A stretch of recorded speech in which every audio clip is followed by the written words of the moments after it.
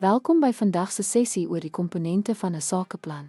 Of jy nou 'n nuwe onderneming begin of 'n bestaande onderneming uitbrei, die begrip van hierdie komponente sal jou 'n sterk fondament vir strategiese sukses gee. 'n Besigheidsplan is 'n gedetailleerde dokument wat die strategie, struktuur en doelwitte van 'n besigheid uiteensit. Dit dien as 'n riglyn vir besluitneming en kommunikasie met belanghebbendes. Om die sleutelkomponente wat tot 'n sakeplan bydra te verstaan, help om duidelikheid, rigting en 'n hoër kans op sukses te verseker.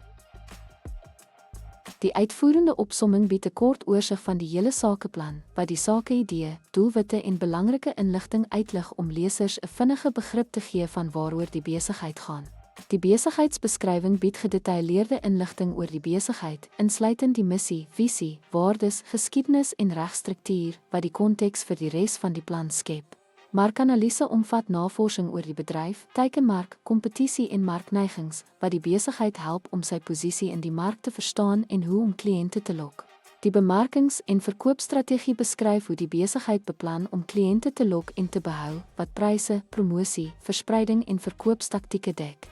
Laastens, die finansiële plan sluit geprojekteerde inkomstestate, kontantvloeivoorspellings en gelykbreekpuntanalise in om te demonstreer hoe die besigheid befonds sal word, hoe dit inkomste sal verdien en hoe dit koste sal bestuur.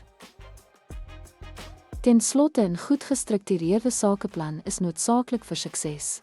Dit bied 'n duidelike pad en lok belanghebbendes se steun deur elke noodsaaklike komponent van die uitvoerende opsomming tot finansiële projeksies te beskryf.